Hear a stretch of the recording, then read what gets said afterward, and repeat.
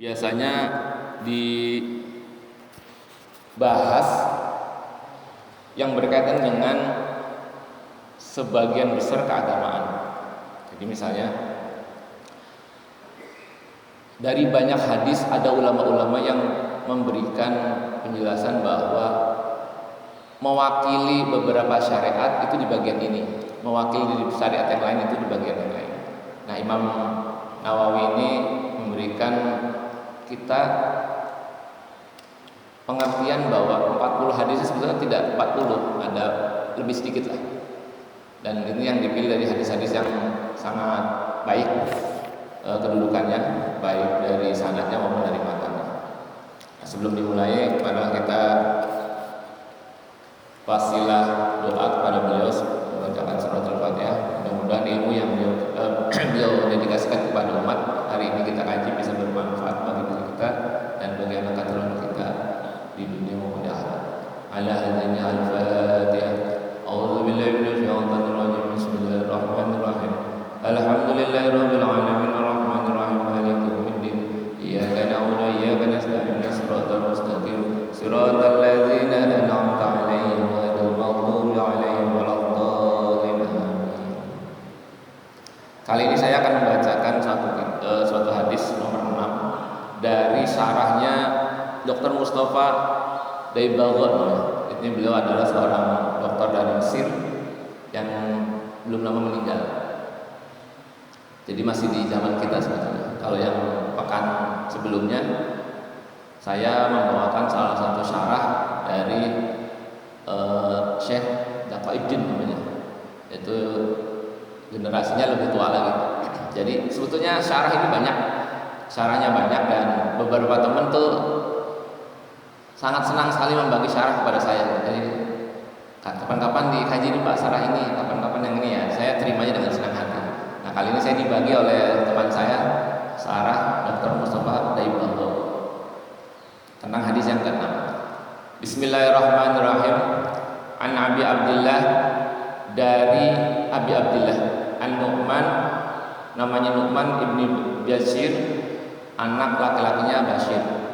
Nu'man bin Bashir ini adalah salah satu generasi yang pertama lahir dari kaum Ansor. Jadi ketika Nabi hijrah, kaum Ansor melahirkan seorang bayi, ya namanya ini Nu'man. Kalau dari kalangan sahabat Muhajirin, ketika Nabi hijrah, kalangan orang-orang Mekah ini ada yang melahirkan anak, namanya Abdullah bin Zubair. Jadi ada generasinya. Jadi generasi Muhajirin melahirkan anak-anak dari generasinya, dan generasi Ansar melahirkan anak dari generasi. Nanti di masa depan mereka adalah menjadi pejuang-pejuang tangguh yang akan memberikan prestasi yang gilang gemilang bagi kejayaan umat. Nah, Bashir ayahnya adalah ahli Badar. Ayahnya ini ahli Badar. Di suatu peperangan beliau syahid. Nanti kelak di kemudian hari pun anaknya pun syahid. Jadi Nu'man ini punya ibu. Ibunya adalah saudaranya Abdullah bin Rawahah. Jadi Abdullah bin Rawahah adalah panglima perang antara pasukan sahabat dengan tentara Romawi, yang pada saat itu diperkirakan jumlah pasukan Romawi itu sekitar 200.000 melawan 3.000 orang. Jadi ada 3 panglima, yang ketiganya itu syahid. Kemudian atas inisiatif kaum muslimin maka dipilihlah Khalid bin Walid yang menyelamatkan umat Islam dari pembantaian tentara Romawi. Jadi sebetulnya perang itu sedikit perang yang sangat aneh. Karena apa? 200.000 dibagi 3.000 orang berarti. Tetapi orang-orang Romawi tidak segera mengalahkan mereka, yang biasanya main libas-libas saja, tapi tidak segera mengalahkan mereka karena begitu tangguhnya tentara Islam. Bahkan ketika panglimanya tiga-tiganya gugur pun tentara Romawi belum bisa mengalahkan. Ini luar biasanya kekuatan dari sahabat. Nah, pada saat panglima yang keempat, barulah umat Islam melihat realita bahwa perang tidak mungkin dilanjutkan, tetapi keluar dari peperangan harus dengan kepala tegak. Maka dirancanglah strategi yang dibuat oleh Khalid bin Walid. Nanti bisa dibaca dari kisah peperangan Mekah namanya. Saya nggak akan bahas itu. Nah, Kemudian Nu'man ini nanti di masa depan beliau menjadi gubernur pada saat pemerintahannya Sayyidina Muawiyah. Kemudian ketika terjadi perselisihan antara kubu Umayyah dengan kubu Bani Hashim, Bani Muthalib, maka Nu'man ini diminta untuk memerangi keluarganya Rasul, yaitu salah satu adalah cucunya, yaitu Sayyidina Hasan dan Husain. Pada kesempatan ini adalah Sayyidina Husain. Kemudian Nu'man ini menolak, daripada merangin keluarga Rasul mending gak usah jadi gubernur lah, kata beliau. Akhirnya turun dari jabatan itu. Kalau zaman sekarang ada gubernur begitu Pak, disuruh merangin ulama, menjarah ulama, terus berhenti gitu. Berarti kayak Nu'man gitu. Kalau sekarang ada jabatan tinggi kemudian suruh menjarah ulama, semangat ya. Ini sesuatu yang sangat memprihatinkan sekali. Kemudian dalam suatu kesempatan setelah beliau turun dari jabatan sebagai gubernur, orang-orang yang tidak menyukai kepada beliau mendatangi lalu kemudian membunuh beliau pada saat menjadi mantan gubernur. Nah, ini adalah riwayat kesyahidan dari Nu'man bin Bashir. Radhiyallahu mudah-mudahan meridai Allah anhuma atas keduanya, jadi atas Nu'man dan bapaknya Bashir. Qala ia berkata, sama itu aku telah mendengar Rasulullah sallallahu alaihi wasallam yaqulu, dia berkata, innal halala bayyin, sesungguhnya perkara-perkara halal itu jelas. Wa innal harama, dan sesungguhnya barang-barang haram bayyinun, jelas. Jadi yang namanya halal haram itu jelas, karena itu adalah kaitannya dengan benar salah, itu jelas. Kita nggak mungkin mengatakan bahwa mencuri itu bagus. Kita nggak mungkin. Akal yang paling bodoh sekalipun akan mengatakan yang namanya nyolong itu buruk. Nah, itu jelas, saking jelasnya sampai tidak perlu diperdebatkan lagi. Wa bainahuma, dan diantara keduanya mustabihatun, ada sesuatu yang masih belum jelas. Kalau saya nyebutnya ini tenggang, karena ibarat kita berdiri di jalan, ya sisinya cuma ada dua, antara kanan dan kiri. Ketika kita diam di tengah-tengah, ini namanya syubhat, mutasyabihat, atau sesuatu yang masih belum jelas. Tinggal kita yang menentukan kapan mau diputuskan hukumnya. Maka saya nyebutnya tenggang. Kalau bicara syubhat seperti para sufi, yang kayak gini nggak bisa hidup Pak. Ada ustadz kemudian ceramahnya menggunakan laptopnya yang bikin orang non muslim, terus nggak jadi ngaji. Kenapa? Wah, ini syubhat itu. Masa mengkaitkan barang-barang yang begini ke masjid? Nah, ini nggak bisa ngaji. Padahal sepanjang itu kaitannya dengan kehidupan keduniawian tidak ada masalah. Makanya dalam beberapa kesempatan sufi itu dipuji tapi juga dikecam. Beberapa ulama ada yang mengecam terlalu berlebihannya orang berlaku sufi, sampai-sampai ada ungkapan seburuk-buruk orang adalah orang yang naik ke puncak gunung untuk menghindari kemaksiatan. Nah, jadi pengen selamat sendiri. Kalau modelnya Sayyidina Ali, saya lebih baik berada di lingkungan yang bobrok sekalipun, tetapi saya terus berjuang untuk menegakkan kalimat Allah, daripada saya lari ke atas gunung kemudian saya menjadi orang beriman sendirian. Luar biasa Sayyidina Ali.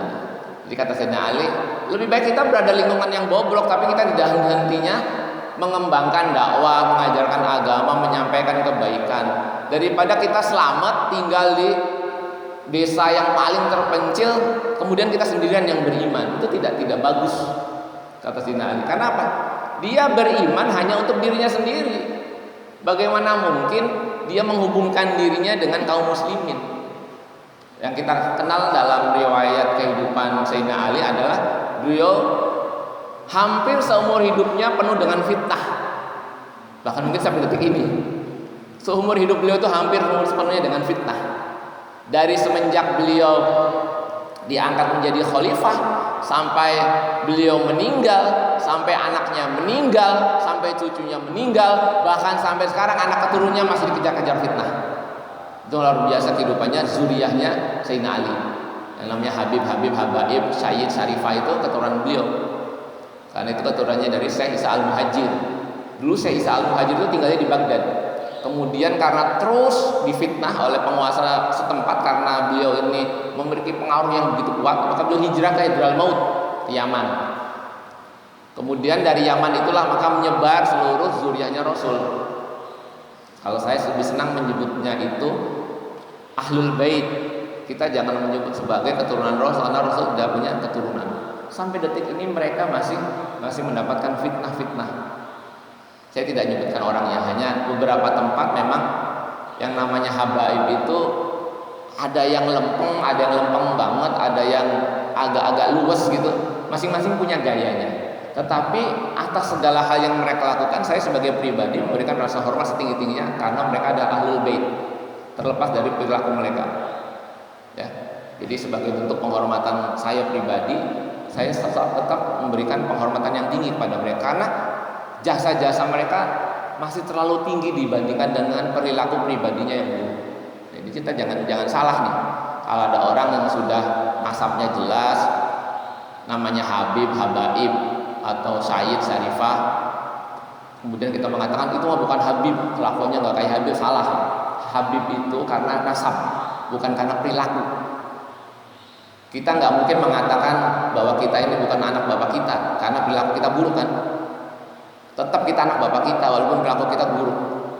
Gak bisa orang bantah karena kita ini anak jenderal yang perilakunya kayak preman pasar misalnya. Oh dia bukan anaknya Pak Jenderal itu. Kenapa? Kelakuannya kayak preman pasar, salah. Nasab itu adalah tidak pernah kita minta, tetapi itu sudah takdir. Jadi kita jangan sampai ikut-ikutan orang di luar sana yang mengatakan si A bukan Habib. Itu sudah jelas nasabnya, sudah ada. Bahkan Rabitah Alawiyah pun sudah ada kriteria-kriteria atau parameter-parameter yang menentukan bahwa beliau adalah masih keturunan atau bukan. Jadi kita jangan ikut-ikutan ikut mengolok-olok. Berikutnya adalah la ya'lamuhunna, tidak banyak yang mengetahui kasirun, banyak minan nasi dari manusia. Kenapa banyak yang nggak tahu? Karena memang jumlahnya sedikit. Yang namanya perkara subhat itu sedikit, yang banyak itu perkara halal. Agak sedikit banyak perkara haram. Makanya Al-Quran isinya itu yang larang. Larang judi, larang zina, larang mabok, minuman keras, bunuh diri. Isinya yang larangan yang sedikit, sisanya apa? Halal. Karena sisanya halal, maka tidak diceritakan dalam Al-Quran. Al-Quran nggak nulis gemblong itu halal, beras itu halal, bubur ayam tidak. Kan tidak perlu. Cukup yang sedikit saja. Karena di antara yang halal dan haram itu ada sesuatu yang syubhat, arti yang masih belum jelas. Kalau saya nyebutnya tenggang, maka banyak manusia tidak mengetahui. Tahu pun nggak penting gitu sebetulnya, maksudnya begitu. Tahu pun tidak penting. Hanya orang-orang yang peka di dalam kejelian ilmu yang berkaitan dengan hukum saja yang boleh mengetahui, arti yang mengerti. Kalau kita yang penting sepanjang namanya judi, kalau kata kita ya pasti haram. Yang namanya ngaji ya kata kita bagus, gitu aja, itu jelas sudah. Terlepas dari wah Pak, ngajinya modus Pak, pengen dapat berkat, pengen dapat reputasi, pengen dapat apalagi relasi segala macam, itu mah udah urusan yang lain lah. Yang penting ngaji itu bagus intinya. Terlepas dari motif dia untuk datang ke pengajian. Bahkan kata Rasul sendiri, ketika ada orang yang lewat kemudian mampir duduk tanpa niat sekalipun, bahkan kata Rasul dia mendapatkan rahmat. Terus ada sahabat yang protes, ya Rasul, itu temennya itu cuma nganter dan dia nggak duduk di majelis ini tapi nunggu di luar.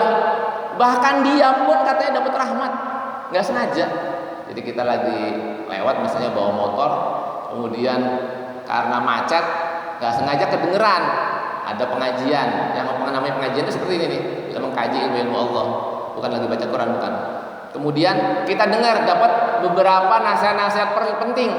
Kita kategorinya ngaji, lumayan. Karena apa? Bahkan orang yang nggak sengaja datang pun bisa ngaji, apalagi orang yang sungguh-sungguh datang. Apalagi orang yang sungguh-sungguh datang. Karena subhat itu perkara yang sedikit, maka dia tidak banyak dibicarakan di dalam hukum-hukum fikih. Gampangnya begini. Ini yang ilustrasi aja. Misalnya pengurus masjid ini nemu koper yang isinya duit semua.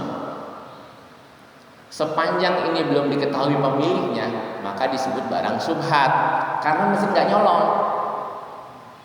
Mesin nggak nyolong, tapi itu barang ada di masjid. Nah akhirnya pembukaan tuh ceritanya. Ini ada duit sekoper, masa iya mau ditaruh di gudang? Ya ntar kalau dirayapin, disemutin bagaimana? Mubazir. Akhirnya berinisiatif, gimana kalau dipakai saja? Nah, ketika langsung pakai, ini statusnya haram. Langsung pakai aja nih, belanja, beli material, bayar khotib, bayar ini itu segala macam, langsung pakai aja. Itu statusnya haram, karena dia ngambil yang bukan haknya.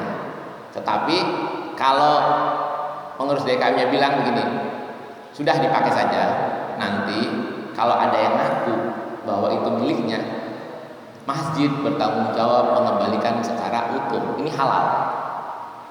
Sepanjang itu belum ditentukan nasib dari koper tersebut yang isinya uang semua, maka ini namanya barang subhat. Kira-kira banyak nggak begitu Pak? Masjid tiap hari nggak nemu koper yang isinya duit. Langka ya, paling banyak sendal jepit jelek yang warnanya lain-lain. Itu bukan subhat, itu udah tidak berharga. Bapak kalau hilang sendal, ada sendal jelek, pakai aja Pak. Nah, barang itu tidak bernilai. Ya Pak, saya mau menjaga wiroi Pak, sudah saya jalan kaki aja Pak. Jalan kaki nggak tahu di jalan banyak paku, malah mudorot kan. Kena paku, besok nggak ketemu sholat ke masjid, nggak ngaji, nggak kerja, banyak mudorotnya. Makanya ditentukan di sini sesuatu mana yang bernilai, mana yang tidak bernilai. Makanya saya beberapa masjid itu saya himbau, di dalam masjid itu jangan ada barang-barang yang nilainya besar, sehingga masjid tidak berkepentingan mengunci dirinya sendiri dari orang yang datang. Jangan dipajang jam berlapis emas, jangan. Orang nggak pengen datang, tapi pengen mungut, bukan pengen sholat, bukan pengen ngaji. Jangan ditaruh barang-barang yang memberikan nilai lebih di masyarakat. Atau juga naruh buku, tapi bukunya dikunci, nggak manfaat juga. Artinya biarkan umat itu menggunakan sumber daya masjid demi pelaksanaan ibadah mereka. Makanya jangan taruh barang-barang yang nilainya tinggi. Misalnya sekedar naruh Al-Quran yang harganya, istilahnya harga kertasnya ya, bukan harga Al-Qurannya, harga kertasnya yang sangat murah meriah, mau hilang berapa kali dibelikan terus gak apa-apa. Jangan beli yang cetakan Beirut, yang kertasnya itu mahal sekali, sekalinya hilang ngenes kita. Waduh, kertas Al-Qurannya hilang, padahal itu cetakannya bagus, barang mahal. Kita nyesel bukan karena digunakan, tetapi karena masjid kehilangan. Nah itu kasihan sekali. Jadi gunakanlah sumber daya masjid untuk kemaslahatan umat, tapi umat juga mudah menggunakan. Jangan sampai umat jadi sulit. Giliran waktunya lagi pusing di rumah, diomelin istri, anak minta jajan nggak punya duit, alah mending ke masjid aja lah sholat duha. Masjid dikunci, tambah stres kan? Ya udah lari ke perapatan, bikin aneh-aneh. Jadi kita jadi berkontribusi terhadap keburukan orang. Ya, mendingan orang itu yang stres-stres, yang pada sumpek di rumah datang ke masjid, lalu tidur-tiduran kan, ngaji kan segala macam, daripada lari ke perapatan. Masih lebih baik. Artinya apa? Pengkondisian masjid itu untuk sebagai sarana kedua dari kehidupan umat. Jangan sampai masjid itu digunakan sebagai sesuatu yang lux, sesuatu yang khusus, hanya dibuka pada waktu sholat. Kasihan banget orang yang sholatnya telat. Padahal waktu zuhur waktunya lama. Orang sholat setengah 3 dia masih sah. Kalau memang ajannya jam 3, kalau ajannya jam setengah 4, orang sholat asar jam 3 dia masih sah. Lalu kemudian kita datang sholat, aduh masjidnya dikunci, nyesel saya kesini. Datang ke masjid jadi nyesel. Udah capek-capek ternyata masjid dikunci, nah gitu. Masjidnya nggak dikunci, tempat wudhunya dikunci. Nah ini kasihan sekali. Maka kalau kita pengen, Pak biar rapi, biar bersih, ya ada, kalau biar rapi, biar bersih dibersihkan. Cari petugasnya, gaji, nambah pekerja, nambah orang yang menghasilkan penghasilan. Umat Islam dari terjaga dari kemiskinan. Tetapi juga yang umat Islam yang suntuk-suntuk, yang pusing, yang stres, bisa ke masjid, hilangkan stresnya. baca Quran segala macam. Misalnya di rumah Qurannya jelek, pada sobek taruh di atas internet, ngambilnya males, mungkin udah ke masjid lah, pinjam punya masjid, nah baca di masjid kan enak gitu. Jadi artinya apa? Segala sesuatu yang berkaitan dengan perkara yang syubhat itu sedikit, karena sedikit kita banyak tidak mengetahui.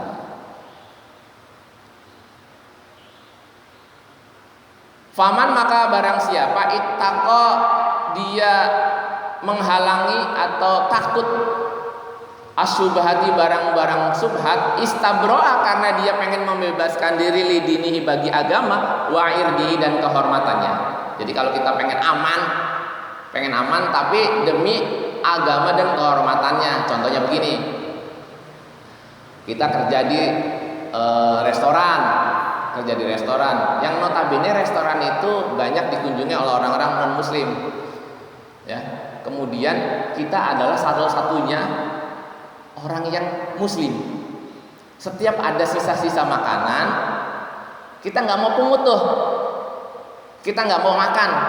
Kalau ditanya kenapa pak nggak mau dipungut bawa pulang, kan boleh sama manajer. Enggak, saya nggak mau dikesankan agama saya umatnya miskin-miskin, jadi senang sama bekas orang. Itu bagus begitu, untuk menyelamatkan kehormatan dia dan agamanya. Nah, kalau kita main terima-terima aja, nanti ditakutkan kata manajer, udah pokoknya yang sisa kasih jadi dia tuh orang Islam, tempat sampah dia jadi merendahkan. Kalau ada potensi seperti ini kita tolak. Kalau potensinya seperti ini kita tolak. Tapi kalau dilalahnya kita kerja di tempat orang-orang yang didominasi oleh muslim, kemudian ada hal-hal yang sekiranya mubazir, lalu kita diberi amanah untuk membawa atau menikmatinya, maka kita ambil. Karena itu sebagian besar orang, pak ini pak daripada mubazir bawa pulang, ya sudah, terima kasih, bawa pulang. Karena tidak akan ada potensi dari celaan orang non muslim. Jadi kita jangan sosok wiro itu kalau begitu tuh, malah dosa. Acara tahlilan atau acara kenduri, acara hajatannya saudara kita muslim, dilalahnya banyak makanan hajatan, suruh bungkus ini kita nggak mau, sosok wiroi. Pak, enggak pak, saya menjaga kehormatan saya dan agamanya. Justru kamu nggak makan malah jadi memperburuk agamamu seneng yang mubazir. Jangan sampai seperti itu. Jadi kita pilah-pilah lah, jangan semuanya disamaratakan. Kita lihat-lihat. Ya, namanya saya walaupun dikenal diustadkan oleh orang, kadang-kadang saya juga diundang pak sama orang-orang non muslim itu kondangan gitu. Ya saya jaim di situ. Kok enggak geragas gitu, dan makan aja kadang nyuapin berkali-kali ke anak saya, enggak. Saya paling ngambil seperlunya saja, malah kadang saya enggak makan, biar anak istri saya yang makan, biar tidak dikesankan Ustaz geragas ya kalau di kondangan gitu. Jangan sampai kesannya seperti itu. Tapi kalau di kondangannya saudara muslim, ya saya makan banyak, kadang sampai dibungkusin ya saya bawa. Kalau ada yang senang saya minta. Kenapa? Saya senang dengan makanan-makanan saudara saya yang muslim. Khawatir itu jadi mubazir, dan pasti akan lebih kalau orang Islam bikin acara-acara hajatan. Karena apa? Saudaranya banyak. Nah, saya mah nggak usah ragu-ragu. Jadi waro, menjaga kehati-hatian itu ada tempatnya dan ada keadaannya. Tidak semuanya harus waro itu tidak semuanya harus bebas itu tidak. Lihat-lihat keadaannya dulu, jangan sampai kita pukul rata sehingga menjadi salah mendudukan suatu hukum. Waman maka barang siapa waqa yang jatuh fi subhatin pada perkara-perkara yang subhat yang tidak jelas atau perkara tenggang, waqa maka ia jatuh fil harami dalam perkara yang haram. Udah jelas-jelas ini berpotensi menimbulkan celaan, menimbulkan konflik, menimbulkan klaim kita seenaknya, maka kita masuk dalam perkara haram. Misalnya yang tadi kasus koper tadi, pada saat itu ada acara orang dari Timur Tengah atau orang dari Amerika, dari Eropa, ya pasti mereka biasanya memang bawa uang, dan kita tahu itu mereka akan bawa uang memberi sumbangan kepada masjid kita, kemudian lupa mereka ketinggalan di sini. Ya kan sebetulnya kita udah ngerti sebetulnya itu punya mereka. Nanti tinggal kita jaga, jangan malah kita gunakan lalu kita beralibi, wah ini barang subhat pak, kita tentukan hukumnya. Ya tidak seperti itu. Ya, ada sesuatu yang bisa dicegah, ada yang tidak bisa dicegah. Contoh, kalau di perumahan-perumahan biasanya yang ekonominya mulai meningkat itu kadang mulai bikin garasi. Kadang menjadi lupa bahwa ketika kita bikin garasi kita berpotensi subhat juga tuh, malah jadi haram, yaitu bikin gerbang di atas got yang bukan hak tanah kita. Got itu bukan hak kita, kemudian kita bikin di atasnya dengan alasan oh ini Pak buat jembatan, tapi pagernya di atas got. Ini sudah bukan subuhat lagi, ini sudah perkara haram, ngambil hak orang. Karena apa? Apabila orang mau kerja bakti, mau merapikan irigasi, mau merapikan pengairan, dia jadi terganggu dengan pintu gerbang garasi kita. Harusnya kita bikin gerbang itu di dalam bagian tanah kita. Gotnya kayak tutup aja pakai genteng atau pakai sesuatu yang tidak permanen, karena itu milik bersama. Kalau ini sudah jelas bukan subhat, ini barang haram. Jangan kita bilang, wah ini kan subhat Pak, got kan nggak ada status kepemilikannya, negara juga nggak memiliki got. Ya salah, itu milik masyarakat sudah. Kita beralibi, wah kalau jalan iya Pak milik masyarakat, kalau got tidak Pak. Nah, ini masih subhat ini. Ada saya pernah lihat orang beralibi seperti itu. Nah, dia nggak ngerti ya Pak. Dalam akad kredit rumahnya itu yang diberikan milik dia itu hanya yang berupa tanah yang menjadi bagian dia. Kayak jalan, kayak got kan tidak dicantumkan dalam surat tanah itu. Itu berarti milik masyarakat. Kita jangan coba-coba. Atau tiang listrik nih, paling banyak tiang listrik nih. Kita beralibi, Pak saya kan bayar pajak. Setiap ada acara colok-colok aja di tiang listrik. Nah, ini kadang saya suka tegur nih pengurus-pengurus masjid. Bukan berarti begitu seenaknya, kan ada izinnya, izin dulu. Selama belum izin itu subhat. Walaupun kita merasa itu kita bayar pajak. Setelah izin baru halal, nggak izin jadi haram. Karena kita mencuri walaupun itu milik kita. Contoh begini Pak, saya nitip helm ke masjid. Pak nitip helm di masjid. Tidak ada pembicaraan bahwa saya mengizinkan pengurus masjid menggunakan helm saya. Saya lama baru balik lagi, ternyata helm lagi di kepala orang. Helm lagi di kepala orang. Ini subhat atau haram? Subhat apa haram ini? Ini sudah perkara haram, kan tidak ada akadnya, kita hanya nitip. Begitu juga kayak sarana-sarana sosial yang ada di lingkungan kita diberi amanah untuk mengelola, dan ada pengelola. Ya dalam hal ini pengurus pemerintahan dari level terendah sampai level tertinggi. Ya kita jalankan itu. Agar apa? Mengambil sesuatu yang halal dari sesuatu yang subhat. Bukan malah menjadikan yang subhat jatuh ke dalam keharaman. Ada orang korupsi uang negara, kemudian tobat. Oh, saya tobat Pak. Uang hasil korupsi itu diserahkan ke Masjid Al-Falah. Kira-kira bakal jadi halal nggak itu? Malah tambah haram. Karena yang dia korupsi uang negara, harusnya dia kembalikan ke negara. Terserah negara mau diserahkan ke Al-Falah lagi atau enggak. Tapi status menghalalkannya ke negara. Atau kita nggak sengaja ketukar sendal di masjid, kita kembalikannya kemana ya? Udah taruh lagi di masjid, nggak usah dicari pemiliknya. Memang sendal ada namanya? Nggak ada. Tapi kalau saran saya, kalau pakai sendal di masjid, Bapak niatkan Pak, sedekah sendal dulu, niatkan. Tempo-tempo ketukar, ada yang ngambil, ada yang seneng, ada yang minat, jadi sudah halal buat yang ngambil. Karena barang sendal, barang tidak bernilai terlalu tinggi. Tidak, intinya itu sedekah aja lah. Kalau saya pakai sendal ke masjid atau ke musola itu selalu pakai sendal yang sudah saya niatkan seperti itu. Jadi kalau hilang tuh nggak ngenes gitu. Nah kita kan kadang kesel, balas dendam besok sendal siapa yang saya ganti ambil. Nah itu kan jangan seperti itu. Jadi ada barang-barang yang perlu kita halalkan karena kecilnya nilainya. Ada barang-barang yang perlu kita jaga. Ya kalau punya motor ya kita kunci. Ya kita kunci, kita jaga betul itu.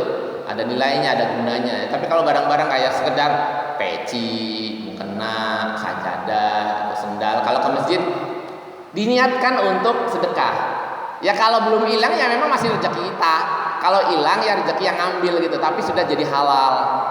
Kenapa? Tradisi di Pakistan itu Pak, mereka selalu menggantung peci, sajadah, Al-Quran dan sarung. Menurut riwayat itu gamis katanya, itu di pojok-pojok masjid itu suka digantung. Artinya siapa saja yang pakai, siapa saja yang ngambil tinggal ngambil gitu. Jadi kadang orang lupa, orang ketinggalan, taruh aja situ sama pengurusnya. Orang siapa saja boleh pakai. Kenapa? Nilainya kecil. Gitu.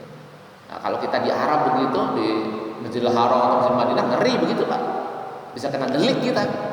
Kalau ada yang iseng laporin gitu. Makanya kalau ada yang nemu-nemu begitu, kembalikan ke petugas di masjid, takut kena potong kita.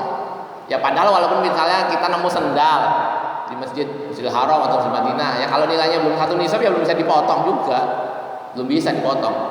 1 nisab itu kira-kira 500.000. Jadi kalau Bapak nemu uang senilai di bawah 500.000 di sana ya nggak akan kena delik hukum potong tangan, belum 1 nisab.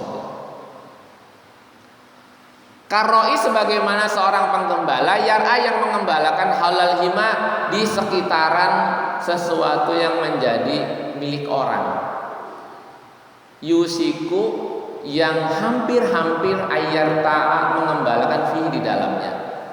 Jadi perkara subhat itu seperti penggembala yang membawa gembala, hewan gembalaannya ke ladang yang ladangnya milik orang. Yang namanya hewan Pak, misalnya kambing, segitu banyaknya kambing, nggak ada kambing yang bisa baca. Misalnya ditulis sama pemilik ladang orang lain, tolong jangan masuk ke ladang ini milik si A. Lah kambing kan nggak bisa baca Pak. Yang bisa baca kan yang gembala. Dilalanya yang gembalanya lagi main WA, kemudian kambingnya udah masuk duluan ke dalam ladang orang. Ini menjadi perkara subhat. Ini bisa diperkarakan, tapi susah. Kayak kasusnya di zaman Nabi Daud. Di zaman Nabi Daud ada sekelompok binatang gembalaan masuk ke ladang orang, kemudian makan semua ladangnya situ sampai rusak. Kemudian orang ini nuntut. Ini jadi perkara yang membingungkan. Akhirnya diputuskan, dan di antara beberapa keputusan itu ada keputusan yang sangat kontroversial, yaitu keputusannya Daud. Ya sudah, kambing yang masuk ke ladang orang serahkan kepada pemilik ladang. Kayak zaman sekarang nih, ada ayam berak di tempat orang, ayamnya dipotong. Dan saya sering lihat di situ tetangga gitu, sampai berantem tetangga dengan tetangga gara-gara ayam masuk ke tempat tetangganya, kemudian buang kotoran di situ. Udah saking sebelnya dipotong itu ayam, lalu dimasak, dikasihkan lagi kepada yang punya. Itu kan kurang ajar itu, melecehkan betul itu. Mending kalau nggak suka ya bilang, komplain, Pak ini ayamnya nggak ganggu, tolong ya Boya dididik, diajari gitu, supaya nggak makan atau nggak ngotorin rumah saya. Begitu kan enak. Ini subhat itu kayak gitu. Kita ngurus sesuatu yang tidak bisa baca, tidak bisa menulis, nggak bisa ngomong. Lalu yang akan dipersalahkan itu adalah si penggembala. Kayak umat ini kadang bertransaksi, segala macam transaksi kita lakukan. Nanti yang salah, kalau ada transaksi yang salah, itu belum otomatis kita. Bisa jadi para pemimpin umat yang belum menjelaskan status hukum. Contoh, vaksin corona. Sebelum ada keputusan dari MUI, tidak boleh semua orang divaksin corona. Ternyata yang datang vaksinnya nggak satu, banyak, A, B, C, D sampai Z. Sedangkan yang diberikan status halal cuma 1. Dan masalah itu. Sementara barang udah pada datang. Nah itu yang salah siapa? Yang salah yang belum memberikan keputusan. Jadi misalnya dilalahnya Bapak divaksin dengan vaksin yang belum distatuskan halal oleh MUI, tapi terlanjur datang nih, dan Bapak terlanjur diwajibkan vaksin, ya sudah vaksin saja. Nanti biar MUI yang dosa, karena apa? Terlambat memberikan status hukum. Harusnya mereka. Kalau kita nggak boleh memberikan status hukum, wah kita nggak boleh vaksin Pak. Kenapa? Oh tidak sunnah, nggak boleh. Kita kapasitas kita apa? Dokter bukan, pemimpin kabupaten bukan, enak saja menentukan bahwa itu status hukumnya halal dan haram, nggak boleh. Biar ada levelnya masing-masing. Makanya kita kalau melihat segala sesuatu jangan sembarangan, jangan asal. Wah itu jamaah murtad Pak, jamaah sesat. Itu kata siapa? Kata saya Pak. Kamu siapa? Petugas MUI? Bukan. Kepala kerukunan beragama, bukan. Saya cuma mantan RT. Alah, cuma mantan RT memberikan status hukum, nggak boleh. Kalau kita mencurigai ada kelompok-kelompok yang dicurigai sesat segala macam, kita lapor ke MUI. Pak MUI, ini loh ada aliran, tolong dibahas. Ini sah apa enggak, sesat apa enggak, musyrik apa enggak, dibahas. Akhirnya MUI kan bikin penelitian, oh ini enggak musyrik, ini enggak sesat. Ya udah, tenangkan kita. Jadi enggak kita yang repot. Jadi kirim-kiriman di WA, kirim-kiriman di pesan-pesan instan yang sebetulnya itu belum jelas hukumnya. Itu bukan syubhat, itu namanya. Nah, itu sudah haram, kita udah bikin fitnah. Gak boleh sembarangan. Negara kita walaupun bukan negara Islam, tetapi menempatkan agama dalam kedudukan yang bagus, yang pantas. Ada MUI yang memberikan status hukum. Walaupun MUI itu tuh gak punya alat untuk melaksanakan hukum. Misalnya, kata MUI, topi miring itu minuman keras haram. MUI nggak punya alat untuk menekan rakyat dari menghindari agar rakyat tidak meminum minuman keras itu tersebut. Tetapi MUI memberikan diberi keleluasan untuk menjelaskan hukum. Ya nggak apa-apa, lumayan lah. Nanti tinggal MUI lapor kepada aparat negara, biar aparat negara yang menentukan itu. Dan lantas kemudian negara berkepentingan atas produksi minuman keras. Nah, ini kan jadi tumpang tindih. Akhirnya diambil jalan tengah, ya sudah diatur saja, diatur bagaimana caranya. Jangan ada orang jualan miras di sekitar masjid, jangan ada orang jualan miras di sekitar sekolah. Sana orang jualan miras di pinggir jurang sana. Nah, ya silakan aturlah. Semua sudah ada yang atur. Tinggal kita bagaimana menempatkan diri kita sebagai apa? Kita sebagai warga negara biasakah? Kita sebagai warga negara yang memiliki keputusankah? Atau kita sebagai warga negara yang memberikan kontribusi lebih kepada negara? Kita tempatkan diri kita pada tempat yang benar. Ala ingatlah, wa inna likulli malikin, sesungguhnya setiap raja himan memiliki larangan. Ala ingatlah, wa inna himallahi, sesungguhnya larangan Allah maharimu, perkara-perkara yang haram. Ala ingatlah, wa inna fil jasadi, sesungguhnya di dalam badan mudgotan ada sekerat daging. Iza sholahat, apabila baik sekerat daging tersebut, sholahal jasadu, maka baik badannya, kuluhu, yaitu seluruhnya. Wa iza fasadat, maka apabila rusak, fasadal jasaduhu, maka rusak jasadnya, kuluhu, seluruhnya. Ala ingatlah, wahiyya, dan yang dimaksud adalah al-qalbu, yaitu hati. Hati ini maksudnya abstrak, sesuatu yang abstrak, tetapi digambarkan dalam hadis ini seperti mudghah. Mudghah adalah sekerat daging yang kalau kita masukkan ke dalam mulut kita masuk, Pak. Namanya mudghah. Ya, diumpamakan itu sebagai benda kecil, ya, kalau mungkin diilustrasikan sebagai jantung. Bahwa hadis ini menjelaskan bahwa kalau di dalam diri kita ada sesuatu yang bisa merubah keadaan diri kita, itu yang namanya hati secara abstrak, bukan secara lahiriah. Yang namanya jantung kita itu kan tugasnya hanya memompa darah dan memproduksi tenaga untuk badan kita. Rawahu, telah meriwayatkan Al-Bukhari, Imam Al-Bukhari, wa Muslim, dan Imam Muslim. Jadi kedua orang ini meriwayatkan hadis yang sama. Di dalam syarahnya ada perbedaan antara mazhab Syafi'i dengan mazhab Hanafi. Ini sedikit aja. Mazhab Hanafi mengatakan yang namanya qalb itu bukan benda. Qalb itu adalah akal. Akal kita adalah sesuatu yang bisa mengarahkan kita kepada yang baik dan kepada yang buruk. Itu namanya qalb. Jadi bukan jantung. Tetapi menurut mazhab Syafi'i, yang namanya qalb yaitu hati atau jantung yang secara abstrak menentukan baik dan buruknya. Kalau hemat saya gampangnya begini, Pak. Ketika kita dihadapkan suatu perhitungan, akal kita dihadapkan suatu perhitungan, mana yang menguntungkan, maka akal akan bergerak cepat, mana yang menguntungkan. Ketika akal dihadapkan mana yang membahayakan, maka akal akan bergerak cepat menyelamatkan diri kita dari yang membahayakan. Tetapi kalau akal disuruh milih mana yang disenangi, akal nggak dapat, Pak. Karena adanya di relung hati yang paling dalam. Contoh, ada bujang lajang milih jodohnya. Misalnya ada gadis milih jodoh, ditawarkan dua orang laki-laki. Dua-duanya muslim, dua-duanya saleh, dua-duanya hafiz Quran. Kira-kira akal bisa membedakan nggak? Susah. Kenapa? Dua-duanya sudah sama. Akal selesai tugasnya.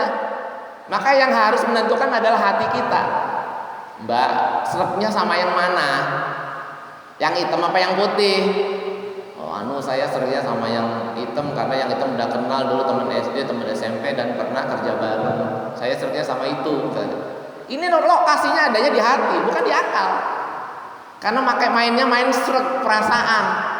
Dan ini adalah sesuatu yang menurut mazhab Syafi'i yang paling menentukan dalam hidup. Kata-kata srek perasaan, kalau perasaan saya mah begini Pak. Nah, itu mazhab Syafi'i itu. Tapi kalau akal kita gimana nih Pak? Kita ada dua jalur, kanan sama kiri. Kalau menurut saya kanan lebih enak Pak, lebih cepat, jalannya lebih mulus. Kiri kurang bagus, jalanannya nggak rata, banyak batu-batu. Tetapi di kiri banyak tukang dagang, bisa mampir-mampir, kan susah itu membedakannya. Nah, menurut mazhab Hanafi yang namanya qalb itu adalah akal atau pikiran. Nah, itu saja yang bisa saya sampaikan karena sudah siang. Apabila ada yang ingin ditanyakan tentang perkara syubhat, kalau syubhat itu sifatnya proaktif Pak dari jamaahnya, karena syubhat itu adalah sesuatu yang Bapak temukan dalam kehidupan, bukan dari saya. Kalau saya itu menjelaskan mana yang halal, mana yang haram, karena sudah jelas. Kalau dari Bapak, kadang Bapak menemukan sesuatu itu, ini hubungannya dengan syubhat enggak ya? Kalau hubungannya dengan halal haram kan udah jelas gitu. Dari harusnya proaktif dari jemaah. Demikian yang bisa saya sampaikan. Apabila ada manfaatnya semata-mata dari Allah Subhanahu wa taala, dan apabila ada kurangnya semata-mata dari kekurangan diri saya pribadi. Alhamdulillah.